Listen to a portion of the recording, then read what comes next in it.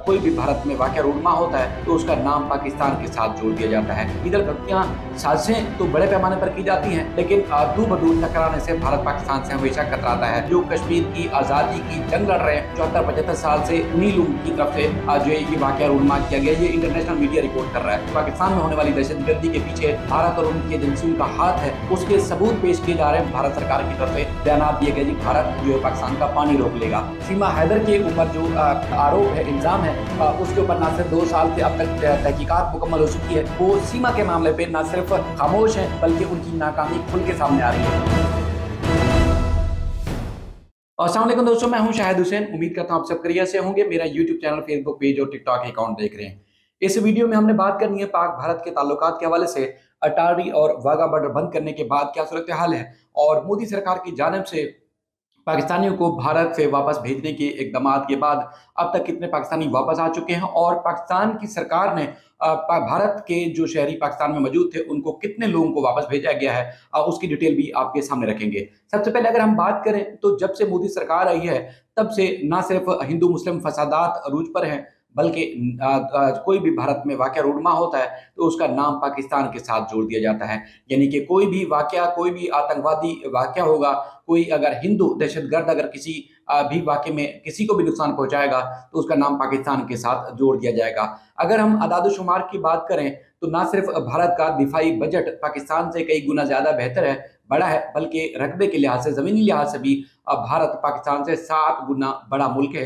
लेकिन उसके बावजूद ईदल भभकियाँ, साजिशें तो बड़े पैमाने पर की जाती हैं, लेकिन दूर-बदूर टकराने से भारत पाकिस्तान से हमेशा कतराता है।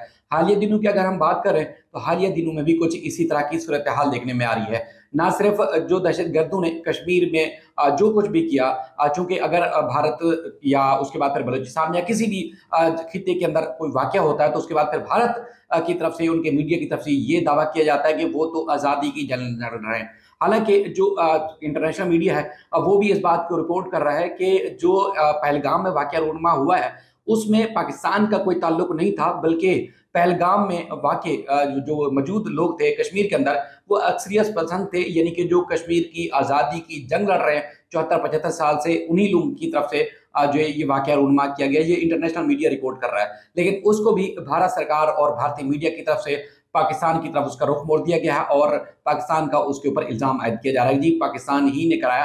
हालाँकि पाकिस्तान की तरफ से एक लगातार सबूत पेश किए जा रहे हैं। पाकिस्तान की तरफ से ना सिर्फ पाकिस्तान में होने वाली दहशतगर्दी के पीछे भारत और उनकी एजेंसियों का हाथ है, उसके सबूत पेश किए जा रहे हैं, बल्कि नाकाबिले तरदीद शवाहिद भी मीडिया के सामने रखे जा रहे हैं और सवालात भी पूछे जा रहे हैं, उसका भी किसी के पास कोई जवाब नहीं है। जो पहलगाम का वाक़या हो उसके महज़ 5 मिनट के बाद बराह रास्त पाकिस्तान का इल्ज़ाम आयद कर दिया गया उस एजेंसी की तरफ से या उस मुल्क की तरफ से जो आतंकवादी का इस अटैक को रोकने में मुकम्मल तौर पर नाकाम रही। यानी कि जिनके पास किसी किस्म की कोई इन्फॉर्मेशन नहीं थी वो कि यहाँ अटैक हो सकता है सियाहों के ऊपर, टूरिस्ट के ऊपर, लेकिन उस वक्त तो इनको इन्फॉर्मेशन नहीं मिल सकी।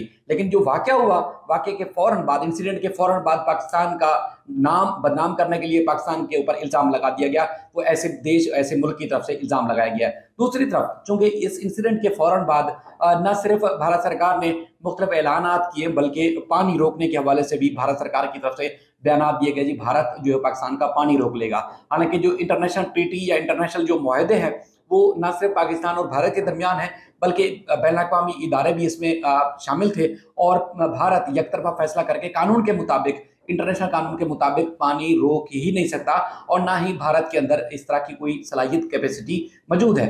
हाँ, हम ये ज़रूर देखते हैं कि जब इस किस्म के ऐलानात होते हैं तो फिर आपको हिंदू फसाद और हिंदू मुस्लिम फसादात और इस तरह की जो बोझ भरी बातें हैं, नफ़रत आमेज़ बातें, वो बहुत ज़्यादा नज़र आती हैं। हालिया दिनों की अगर हम बात करें, जो अदाद-ओ-शुमार सामने है, उस लिहाज से भारत के ऐलानात के बाद बड़ी तादाद में न सिर्फ वो पाकिस्तानी जिनके बच्चे जवान हो चुके हैं, जिनकी चूँकि पार्टीशन से पहले लोग एक ही थे, एक ही ख़ानदान, एक ही घर में रहते थे, और उसके बाद फिर कुछ ख़ानदान जो है भारत से पाकिस्तान मुंतकिल हो गए थे, और कुछ पाकिस्तान से भारत मुंतकिल हो गए थे। तो उसके बाद फिर इनकी आपस में आज भी कई ख़ानदानों की, लाखों करोड़ों ख़ानदानों की आपस में रिश्तेदारियाँ हैं, लेकिन भारत के इस इक़दामात की वजह से उनको भी काफ़ी मायूसी का सामना करना पड़ रहा है। यानी कि ऐसी-ऐसी ख़वातीन जिनके बच्चे भी जवान हो चुके हैं, भारतीय नेशनल है वो उनसे छीन के पाकिस्तानी होने की बुनियाद पर उनको भारत से वापस पाकिस्तान मुंतकिल किया गया है। और इसके अलावा जिनकी हालिया दिनों में रिसेंटली जिनकी शादियां हुई थी उनके साथ भी इस किस्म के जो है वो न सिर्फ बर्ताव बरता जा रहा है, बल्कि सीमा हैदर के ऊपर जो आरोप है, इल्ज़ाम है, उसके ऊपर ना सिर्फ 2 साल से अब तक तहकीकात मुकम्मल हो चुकी है, बल्कि वो इदारे जो बड़े-बड़े इंसिडेंट के इन्वेस्टिगेशन करने का दावा करते हैं, वो सीमा के मामले पे ना सिर्फ खामोश हैं, बल्कि उनकी नाकामी खुल के सामने आ रही है। और जो अदाद-ओ-शुमार हैं, जो कि आज हाई कमीशन में गुलाम हैदर ने एक बार फिर फ़ोन किया था, उनकी तफ़सीलात भी आपके सामने रखता हूँ।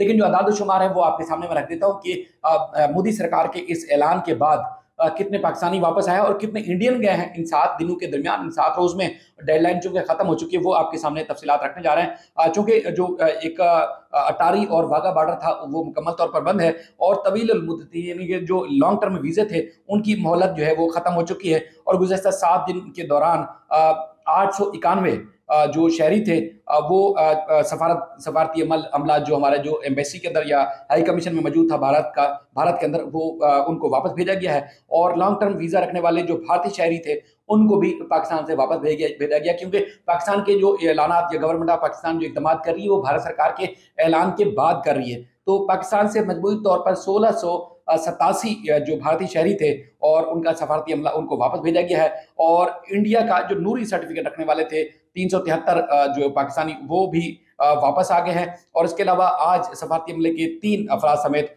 110 पाकिस्तानी जो अमला था, आज के दिन उनको भी वापस भेजा गया है। और इसके अलावा आज जो 4 सफारती अफराद के साथ 222 जो भारतीय थे उनको पाकिस्तान से वापस भेजा गया है। और बताया ये भी गया है कि जो उनकी मोहलत थी वीज़े की, वो ख़त्म हो चुकी है और दोनों तरफ से जो शहरी हैं वो दोनों ममालिक में जिस तरह मौजूद हैं। और दोनों मुल्कों से जो वापसी का सिलसिला है अभी तक जो वो जारी है और नई कोई पॉलिसी सामने नहीं आ सकी। और दोनों ममालिक एक दूसरे के शहरियों को डिपोर्ट जो है वो कर सकते हैं इस वक्त भी।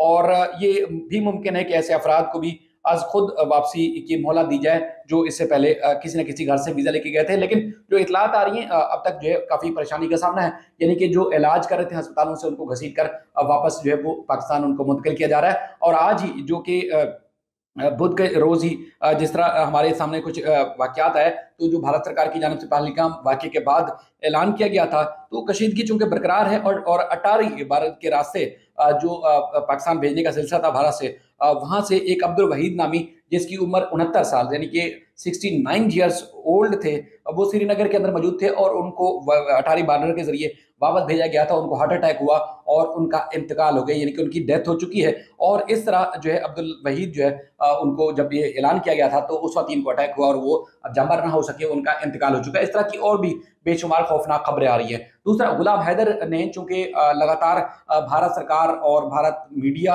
और इस तरह जो वो रिपोर्ट कर रहा है कि इक़दाम क्या हो सकते हैं, मुमकिन तौर पर जंग हो सकती है। और चूंकि बहुत सारे जो पाकिस्तानी बॉर्डर के अंदर या इलाकों में मौजूद हैं, तो वो भी अपने जो उन्होंने भारत की जानिब से जो बिला इख्तियार फायरिंग की जाती है उसके खौफ से उन्होंने अंडरग्राउंड कुछ बंकर्स बनाए हुए हैं, तो वो ज़्यादातर वहाँ मुंतकिल हो जाते हैं। तो आज उन्होंने जो है वो कुछ दिन से देखा, ना सिर्फ फसलें काट ली हैं बल्कि वो मुंतकिल होने के लिए भी जो है उन्होंने इक़दाम शुरू कर दिए हैं। सिचुएशन कुछ अजीब व गरीब सी हो गई है कि इस सारे वाक़ये के साथ-साथ सीमा हैदर को नहीं भूला जा रहा। उसको लगातार भारतीय न सिर्फ सोशल मीडिया बल्कि उनका फॉर्मल मीडिया भी लगातार रिपोर्ट कर रहा है, बल्कि तवील अरसे से हम देख रहे हैं कि वो इस चीज़ की रिपोर्टिंग के साथ-साथ जो वो स्पेस दे रहा है बाकायदा तौर पर सीमा के इस मामले को।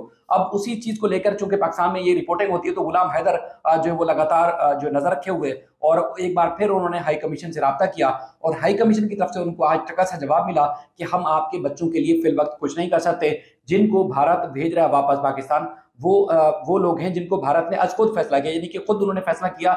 उस हवाले से पाकिस्तान का कोई किरदार नहीं है, चाहे वो मरीज था, कोई इलाज के लिए गया हुआ था, किसी की शादी हुई थी, कोई एजुकेशन के पॉइंट ऑफ व्यू से था, कोई बिजनेस के पॉइंट ऑफ व्यू से गया हुआ था। जिसके जो मकासद थे उसमें पाकिस्तान का वापसी लाने के हवाले से कोई किरदार नहीं, बल्कि भारत उनको भेज रहा है और उनकी इन्फॉर्मेशन पाकिस्तान के हाई कमीशन के पास मौजूद है। लेकिन आपके बच्चों के हवाले से हमें कोई इन्फॉर्मेशन नहीं है।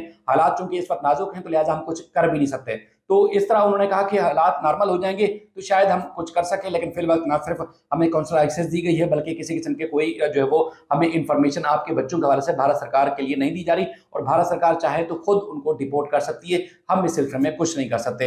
गुलाम हैदर ने काफ़ी सवाल किए और काफ़ी सारी चीज़ें उनसे पूछने की कोशिश की, लेकिन वो बेबस दिखाई दिए। ये सिचुएशन है कि अब तक जो है वो सीमा को या बच्चों को डिपोर्ट करने के हवाले से कोई इकदाम नहीं किए गए, लेकिन उस इलाके में जहां वो रिहायश पजीर थे, जिसके ऊपर ये दावा किया जा रहा था कि उन्होंने बेल ली है और बेल के बाद उनको किसी दूसरी जगह मुंतकिल नहीं किया जा सकता, जो 2 साल से इन्वेस्टिगेशन के नाम पर ड्रामा मचाया जा रहा है, वो अब वहां से उस एरिया से गायब है, क्योंकि वहां का मीडिया रिपोर्ट कर रहा है कि उस जगह पर नहीं है। कुछ लोगों का ये कहना है जी सिक्योरिटी पॉइंट ऑफ व्यू से वहां से उनको मुंतकिल किया गया, शिफ्ट किया गया दूसरी जगह पे। तो वो कोर्ट का वो ऑर्डर कहाँ गया जिसका आप एक तरह से दावा कर रहे थे कि वहां सिक्योरिटी भी मौजूद रहती है, उनकी मॉनिटरिंग भी हो रही है, और वो एक घर छोड़ के दूसरी जगह, दूसरे घर या दूसरी जगह वो शिफ्ट भी नहीं हो सकते, तो बिलाखिर वो कहाँ चले गए? ये एक सवाल है जो आप भी उनका जवाब ले सकते हैं। अपना बेहद ख्याल रखिएगा। अल्लाह हाफिज।